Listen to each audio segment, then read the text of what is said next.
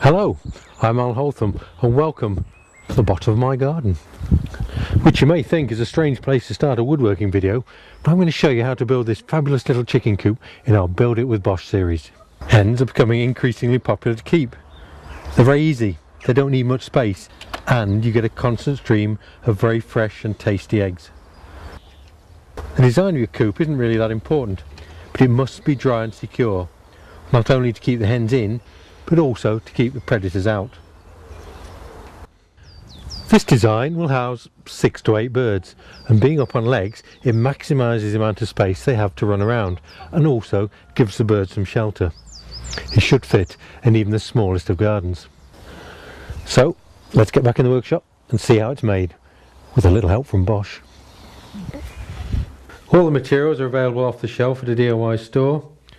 So we have 75 by 75 softwood for the legs, some 45 by 32 for the frames, tongue and groove boards for cladding, some 15mm exterior ply, and finally some feather edge material for the roof.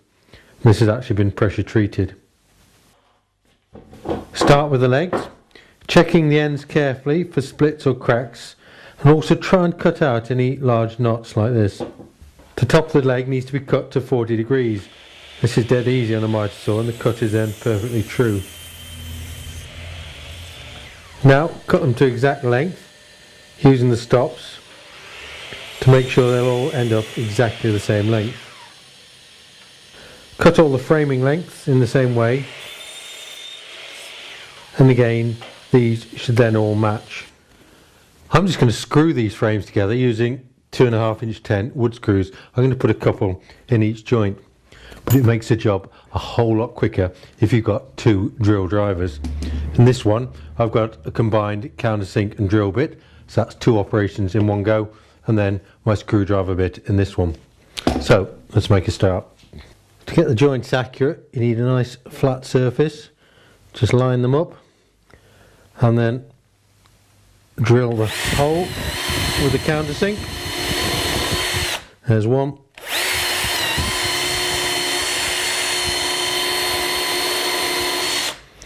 And then just screw those together.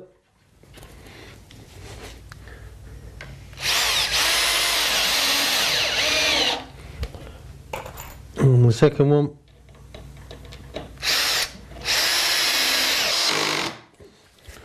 That's all nice and flush, and provided the ends will cut square, that should be nice and square too. You can see that's absolutely spot on. Now all you have to do is repeat the procedure for the other 3 corners.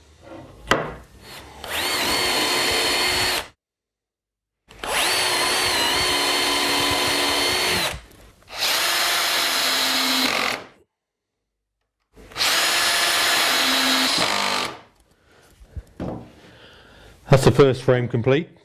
The other side is exactly the same, except we need to put in a couple of extra supports for the nest box. Right, so that's the second side finished. You can see the difference. We've got a couple more uprights, a couple more cross pieces, and these just form a framework which we can screw through from the inside to fix the nest box.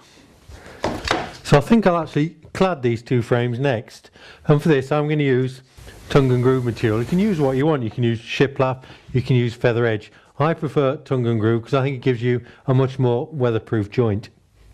So the first job is obviously to cut all the pieces to length using my miter saw. There's a really good tip here. Don't try and be too clever. I always find if you cut them just a little bit over length and then trim them off as a wanner with a router using a bearing guided cutter, you get a really neat finish. It's much quicker and easier than trying to cut each one spot on to length and line it up with the end of the frames.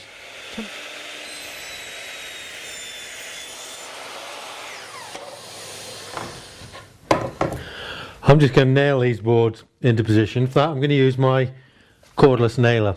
These are absolutely brilliant, so much more convenient than a gas or an air nailer. You'll see in a minute. I'm going to use 32mm nails.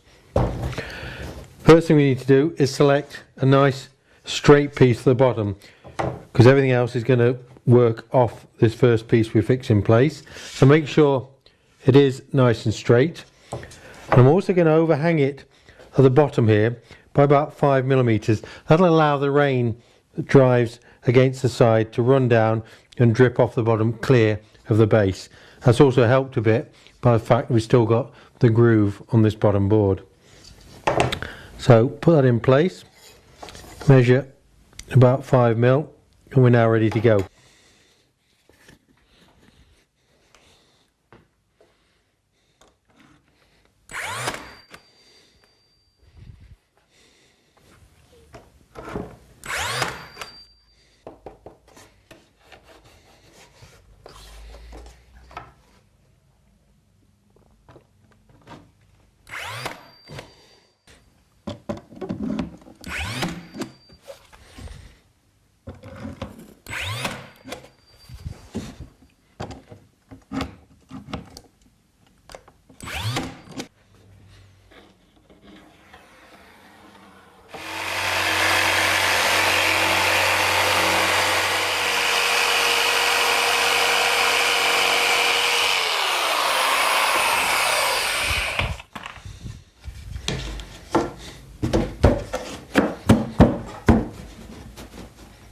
Okay, so now there we are, first side all nailed up.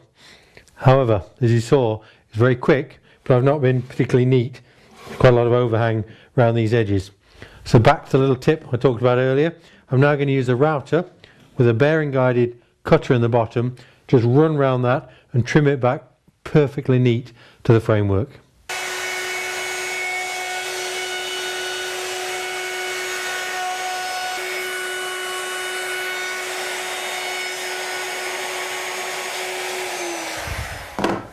There you are, a perfect, neat, flush finish. So now just carry on all the way around.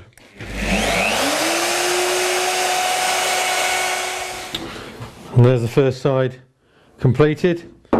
Now I just need to do something very similar on the second.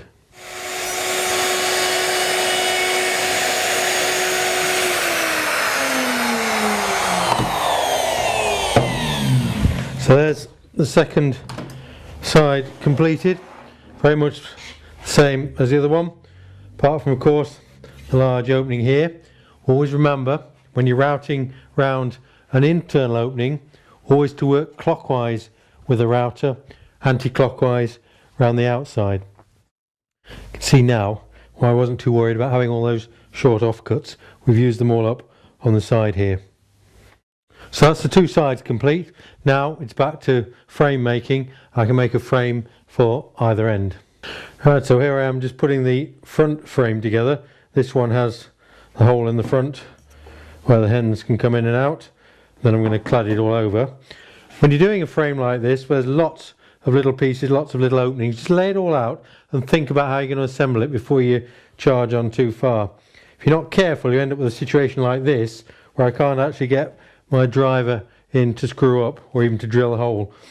If you start on the inside, do these two pieces before it's assembled onto these and work outwards, you can usually overcome it.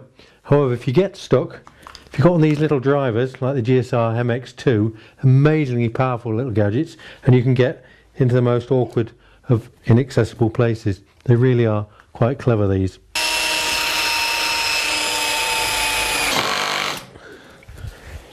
Right, that's the rear frame completed. The only slight difficulty you might have is in areas like this where you've got screws going at right angles to each other. If that's the case, just angle them slightly so they will clear each other in the middle of the joint. You can see we've got just one big opening on this section. That's because I'm going to put a door on the back so they can actually get inside if need be.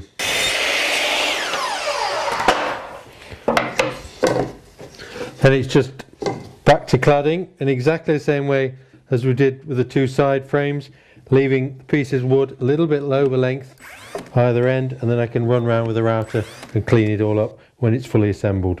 You can see I've just roughly cut that to shape, very rough at this stage, and then just bring these other two and then just pin them in place.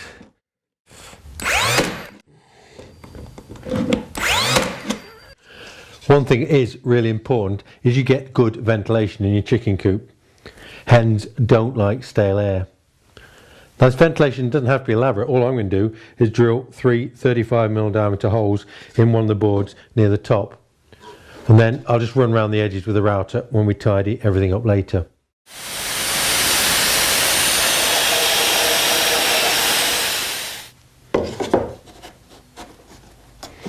There we go, that's all there is to it, and I'll just run around these edges with a little rounding over bit later on. Okay, that's the cladding in place. You can see the ventilation holes are there. It all looks a bit rough at this stage. It's just ready now for the router treatment, going all around, trimming everything back neat to the framework. There's a really good tip here though.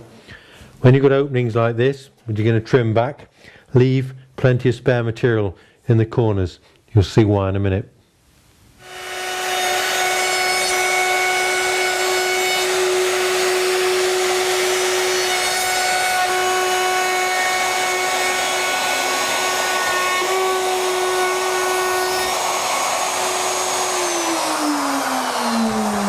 And you can see now how nice and neat those corners are. That's because we left plenty of material when I roughed it out with the jigsaw. Now I'm probably being a little bit fussy here, but just for the sake of completeness, I'm going to use the router again with a tiny little radius bit in it, just to radius these sharp edges all the way around the opening and also around the ventilation holes. And again, remember to work clockwise round an internal opening.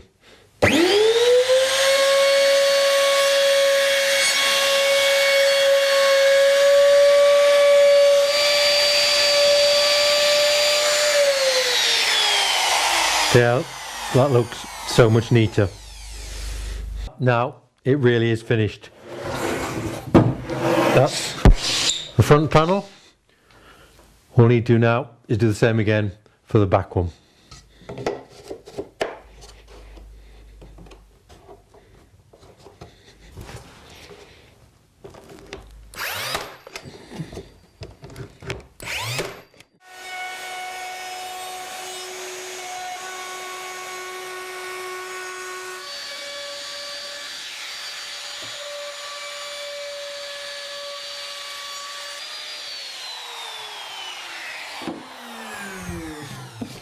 There we go, that was quick.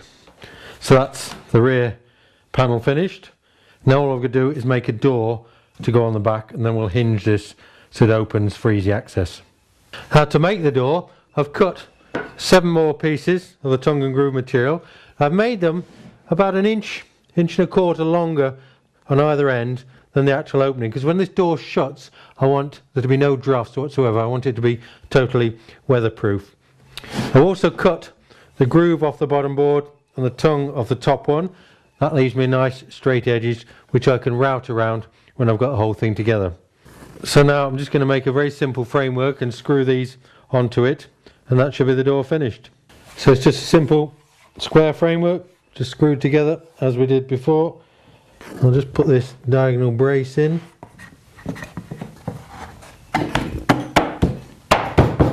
Just to stop it sagging. I'll nail that from the other side when the door's done.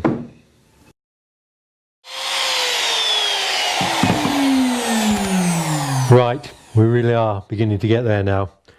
I think the first thing I'll do is tidy up the workshop, make a bit of space, and we'll start putting it all together and fitting the sliding base. There we are, nice and tidy. And somebody's made me a cup of tea as well, so we're good to go. First thing to do is fit the 4 panels we made onto the legs we cut right at the beginning. But I think what I'm going to do before I go any further is just radius the 3 exposed corners on these legs, just take the sharpness away and reduce any risk of them getting chipped or knocked, and also again giving splinters to the birds. So it's back to the router.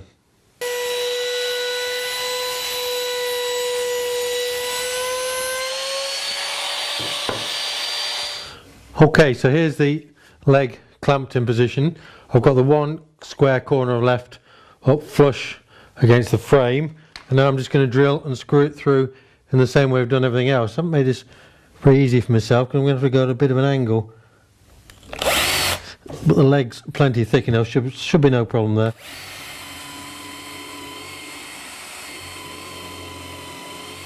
And again, countersink it well in.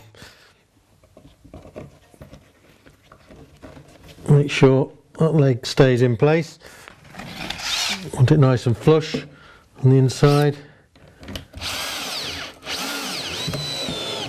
And screw it in. Let's put another one in. I think 3 should probably suffice, give us enough strength.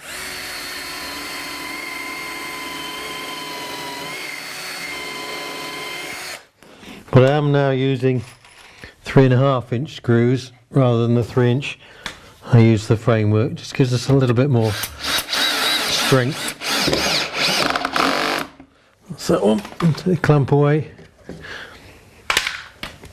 And do the third one. I'm just guessing the position, it's not really that critical.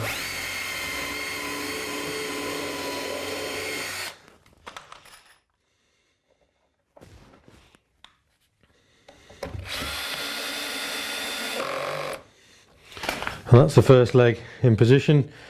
Now I'll just do the same on the other one. There we go. What do you think of that?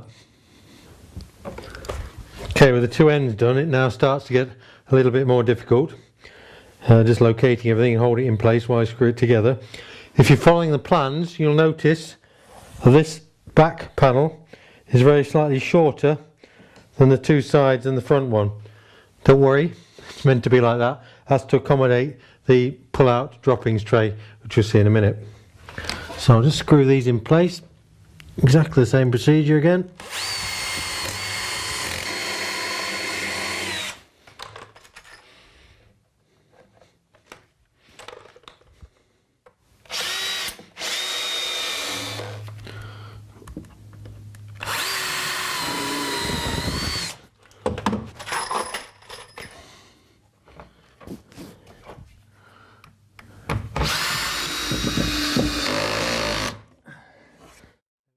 I think that's the last one.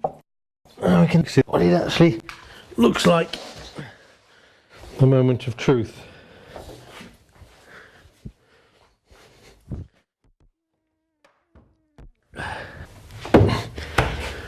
There we go. It's beginning to look a bit like a chicken coop now. It's quite exciting when it all starts coming together. And you see whether it actually all fits together. Should do if you're following the plan. So still a bit to do. We've got to do the roof. We've got to do the sliding door on the front. We've got to hinge the door on the back, and also the sliding droppings tray underneath. To support the slide out base, we need to fit a couple of runners, the full length on the inside. Just put a slight chamfer on the end, so it's not going to be seen from the front. Having nailed those in place, I'm not entirely happy they're going to be firm enough, so I think what I'm going to do is I'm going to put 3 screws along the length as well, just to be sure. The last thing we want is for the bottom to be dropping out of our coop, so 3 screws along, and that'll definitely be secure enough. There we go, that's better. Should have done it like that in the first place. Let's do the same again on the other side.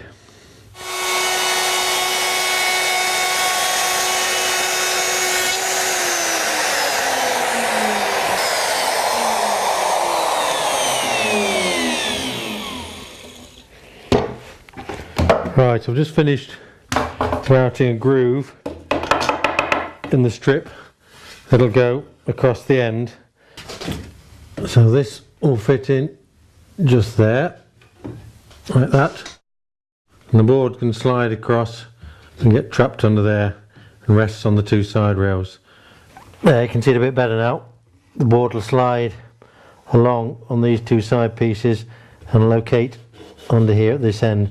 I've chamfered the leading edge, top and bottom of this groove, so if the board's a little bit distorted, it'll still push straight in. I've just done that with a little hand plane. For the pull-out base, I'm using 15mm exterior ply. And the best way to handle these large sheets is to lay them on the floor on some bearers and then cut them up with a portable saw. Don't try and be too clever when you're cutting out the base and make it a really tight fit. If it's too tight a fit, you'll find it starts jamming, so keep it fairly slack. I've screwed a piece of 2x1 onto the front edge of the slide out tray. I've screwed it through from underneath, just put 4 screws in it. Now I'm going to fit a cut down piece of the tongue and grooving on the front. I'm just going to pin that in place.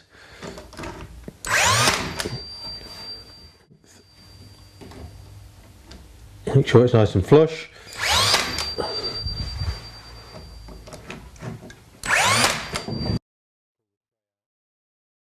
Set this back a little bit, so any water running down is going to drip clear rather than run through inside. So that is set back when it's pushed fully back. Right, the nest box is next. As you can see, just another very simple framing job screwed together. You should know the procedure for that by now. The only slightly tricky bit is this top rail here. I've changed the angle of the slope to 25 degrees to give me a bit of extra height here in the back of the box.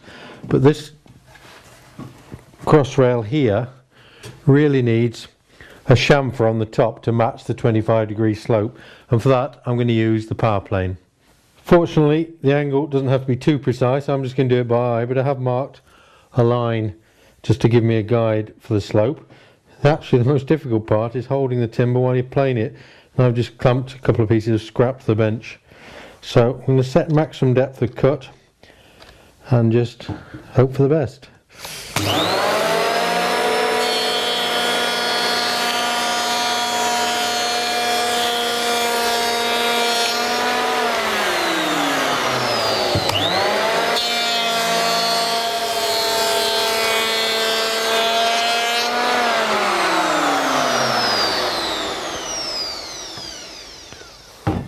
There we are. That's actually not too bad. Let's try it and see. Look at that. Actually, that's a lot better than I thought it was going to be. I think more by luck than anything else on that one. Now all I have to do is just put a couple of screws in to hold it in place. The internal dividers of the nest box, I'm going to use up some of the offcuts of tongue and groove material. I'm going to set these in some grooved uprights. I'm just routing the groove now using a 5/8 bit in the router. And I've cut the groove material piece to go all the way round, then the tongue and groove offcuts, when I get them the right length, will just sit in like that, and then a capping piece that'll go on the top. Right, the bottom of the nest box is just a bit of exterior ply, which I'm just going to screw on the bottom. Screw and countersink. You could nail it, I suppose, but I prefer the extra security of screws.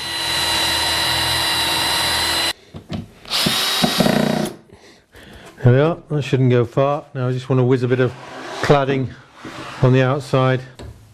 So the nest box now just screws in place.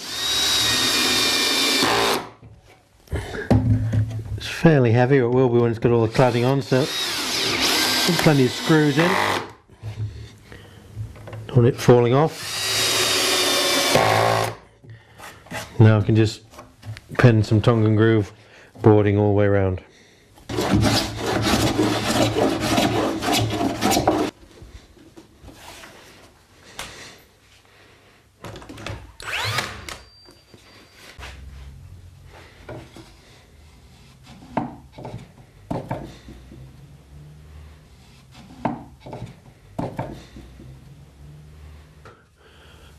And I'm going to put a ridge piece in like that. Any snag is, because this angle is actually, the combined angle is actually 100 degrees, I've used a piece of 2x2 or 50x50 with a 90-degree angle. Obviously those angles don't correspond, so I've planed a very slight chamfer down both sides to get this angle on the top here 100 degrees, or approximately. Just get it somewhere near, it doesn't have to, it's not that critical, the birds aren't going to notice. And then I'm just going to screw this through from either side, and then I've got a good solid support to fit the roof boards to. So these are the 15mm exterior ply boards. I've just cut to size. I've cut a 40-degree angle as I was cutting them using the guide rail and the portable saw. Makes it very, very easy. And these I'm just going to screw in place.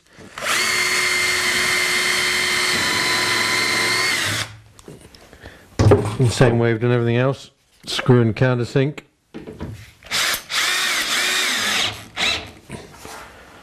And screw that well down all round to give us a nice solid roof. And whilst I've got the plunger on the go, I've cut a couple of pieces of the lid on the nest box. A little one there the hinges can go onto, and then the lid itself, and we'll hinge that so you can open it up, hopefully get the eggs out from inside. Right, for the pop hole I'm going to have a sliding ply door.